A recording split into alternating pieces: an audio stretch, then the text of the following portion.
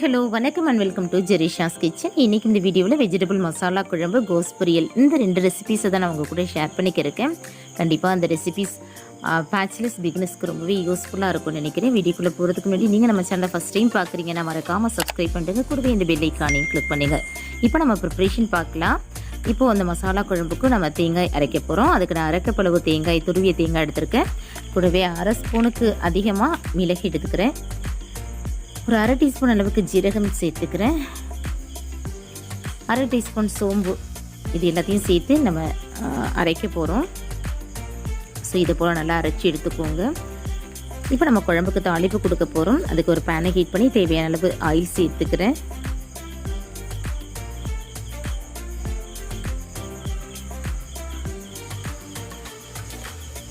Oil சேர்த்து நல்லா heat ஆனது இது கூட ஒரு 1/4 டீஸ்பூன் அளவு சோம்பு சேர்த்துக்கிறேன். ஒரு சின்ன பீஸ் பட்டை, 3 கிராம்பு, ஒரு பே லீஃப், கொஞ்சம் கல்பாசி, இது எல்லாத்தையும் சேர்த்து பொரிஞ்சதும் ஒரு பெரிய சைஸ் ஆனியனை பொடியாக கட் பண்ணி வச்சுருக்கேன். அது இது கூட சேர்த்து நம்ம வதக்கிக்கலாம்.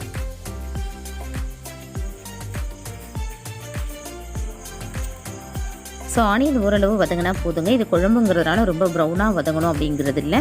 ஸோ ஓரளவு வதக்கி எடுத்துக்கிட்டால் போதும். நான் ஒரு 4 பேர் அளவுக்கு தான் இந்த குழம்பு பண்ணுறேன். அதனால தான் நான் குறைவான ஆனியனை சேர்த்துருக்கேன். நீங்கள் எந்த அளவுக்கு உங்களுக்கு குழம்பு வேணுமோ அந்த அளவுக்கு நீங்கள் தக்காளி, ஆனியன் இது எல்லாத்தையும் கொஞ்சம் ஜாஸ்தி சேர்த்துக்கோங்க.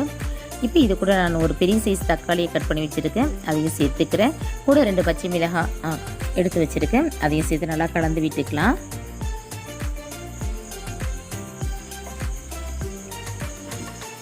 இப்போ இது கூட குழம்புக்கு தேவையான அளவு உப்பு சேர்த்துக்கிறேன்.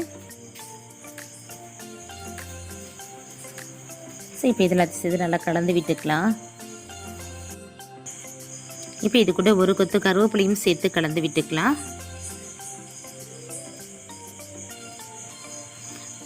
இது கூட நம்ம மசாலா சேர்க்க போகிறோம். நான் 1/2 டீஸ்பூன் அளவுக்கு மிளகாய் தூள் சேர்த்துக்கிறேன். 1/4 டீஸ்பூன் மஞ்சத்தூள் சேர்த்துக்கிறேன். நான் குழம்பு மிளகாய் சேர்த்துக்கிறதுனால மிளகாத்தூளை குறைவான அளவு தான் சேர்த்துக்கிறேன். இது கூட 2 ஸ்பூன் அளவுக்கு குழம்பு மிளகாய் தூளும் சேர்த்துக்கலாம். இப்போ இது எல்லாத்தையும் சேர்த்து கலந்து விட்டுக்கலாம். ஸ்டவ் லோ ஃப்ளேமில் வச்சுட்டு நீங்கள் மசாலா சேர்த்துக்கோங்க. இப்போ நம்ம குழம்புக்கு தேவையான காய் சேர்க்க போகிறோம். நான் இன்றைக்கி உருளைக்கிழங்கு, பீன்ஸ், கத்திரிக்காய், கேரட் இது எல்லாத்தையும் கட் பண்ணி வச்சுருக்கேன். இப்போ இது எல்லாத்தையும் சேர்த்து நம்ம கலந்து விட்டுக்க போகிறோம்.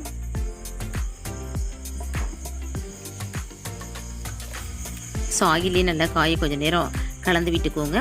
சாரிங்க, நான் இஞ்சி பூண்டு பேஸ்ட்டு சேர்க்குறதுக்கு மறந்துட்டேன். ஸோ நான் இஞ்சி பூண்டு பேஸ்ட்டை சேர்த்துக்கிறேன். நீங்கள் ஆனியன் வதங்கின உடனே நீங்கள் இஞ்சி பூண்டு பேஸ்ட்டை மறக்காமல் சேர்த்துக்கோங்க. இப்போ இது எல்லாத்தையும் சேர்த்து ஒரு முறை கலந்துட்டு அந்த காய் வந்து எண்ணெயிலே கொஞ்சம் நேரம் வேகணும். அதனால் நான் ஒரு 2 நிமிஷம் மூடி போட்டு மூடி வச்சிடுறேன். ஸோ இப்போ 2 நிமிஷம் ஆயிடுச்சு. நம்ம மூடியை திறந்துட்டு மறுபடியும் இது ஒரு முறை நல்லா கலந்து விட்டுட்டு குழம்புக்கு தேவையான அளவு தண்ணி சேர்க்க போகிறோம். ஸோ குழம்புக்கு எந்த அளவுக்கு தண்ணி வேணுமோ அந்த அளவுக்கு தண்ணியை சேர்த்து நல்லா கலந்து விட்டுடலாம். இப்போது ஒரு மூடி போட்டுட்டு இது நல்லா கொதித்து வர வரையும் ஓரளவு கொதித்து வரணும், வெயிட் பண்ணலாம். பிறகு இது கூட நம்ம அரைச்சி வச்ச மசாலா சேர்க்க போகிறோம். ஸோ இப்போ ஒரு 2 நிமிஷம் ஆயிடுச்சிங்க. நான் மூடியை ஓப்பன் பண்ணிடுறேன்.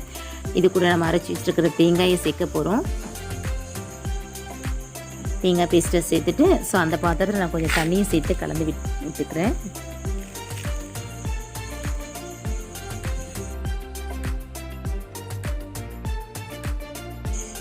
இப்போ குழம்புல உப்பு காரம் சரியாக இருக்கான்னு பார்த்துக்கலாம்.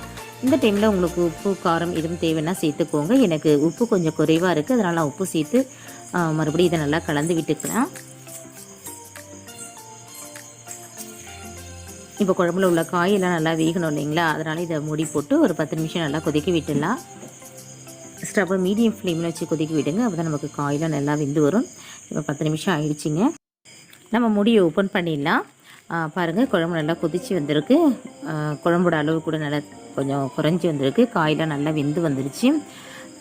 இப்போ நம்ம கடைசியாக பொடியாக கட் பண்ணி வச்சுருக்கிற மல்லி இலை தூவி குழம்பு இறக்க போகிறோம். கண்டிப்பாக இது பேச்சுலர்ஸ் பிகினர்ஸ்க்குலாம் ரொம்ப ஈஸியாக இருக்கும். இதில் நான் பெருசாக எந்தவித மசாலாவும் நான் அரைச்சி சேர்க்கலை. கண்டிப்பாக ட்ரை பண்ணி பாருங்கள். பேச்சுலர்ஸ் செட் மட்டும் இல்லை, இது வெஜிடேரியன்ஸ்க்கும் ரொம்பவே யூஸ்ஃபுல்லாக இருக்கும்னு நினைக்கிறேன். அடுத்தது நம்ம பார்க்க போகிறது கோஸ் பொரியல். அதுக்கு ஒரு பேனை ஹீட் பண்ணி தேவையான அளவு எண்ணெய் சேர்த்துக்கிறேன். எண்ணெய் நல்லா சூடானதும் இது கூட ஒரு 1/2 டீஸ்பூன் அளவு கடுகு, 1/2 டீஸ்பூன் கடலைப்பருப்பு, இது ரெண்டுத்தையும் சேர்த்து பொரிச்சிக்கலாம்.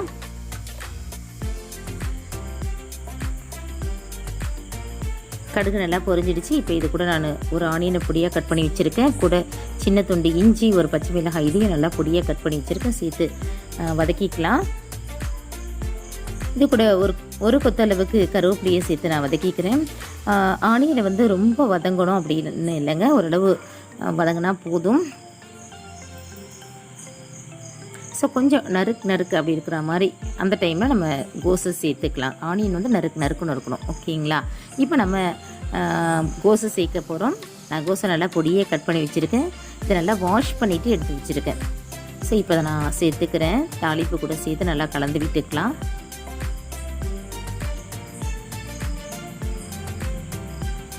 இப்போ இது கூட பாசிப்பருப்பு ஒரு ஸ்பூன் எடுத்து நல்லா ஊற வச்சு வச்சுருக்கேன். அதையும் இது கூட நல்லா வாஷ் பண்ணிவிட்டு சேர்த்துக்கிறேன். ஸோ இது நல்லா கலந்து விட்டுக்கலாம்.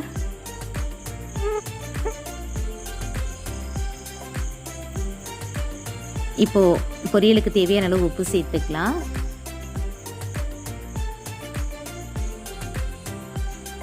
கூட கொஞ்சம் தண்ணி சேர்த்துக்கோங்க. ரொம்ப அதிகமாக இருக்கக்கூடாது. அதாவது 1/4 கிளாஸ் அளவுக்கு தண்ணியை சேர்த்து இதை நல்லா கலந்து விட்டுக்கலாம்.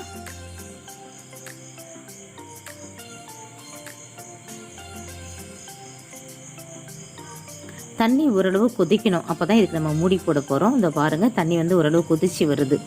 போட போகிறோம். நான் தண்ணி பார்த்திங்கன்னா ஒரு 1/4 கிளாஸ் அளவு தான் சேர்த்துருக்கேன், அதிகமாக சேர்க்கல. ஓகேங்களா? இப்போ நம்ம காய் வேகணும். ஒரு 10 நிமிஷம் அப்படியே விட்டுலாம். இப்போ 10 நிமிஷம் ஆகிடுச்சு. நான் முடியை ஓப்பன் பண்ணிவிட்டேன். காய் நல்லா வெந்துடுச்சு. இப்போ இது கூட நான் ஒரு டீஸ்பூன் அளவுக்கு துருவிய தேங்காய் சேர்த்து நம்ம நல்லா கலந்து விட்டுக்கலாம். தேங்காய் சேர்க்கும்பொழுது பொரியல் இன்னும் கொஞ்சம் டேஸ்ட் நல்லாயிருக்கும். ஸோ தேங்காவை சேர்த்து நல்லா கலந்து விட்டுக்கலாம்.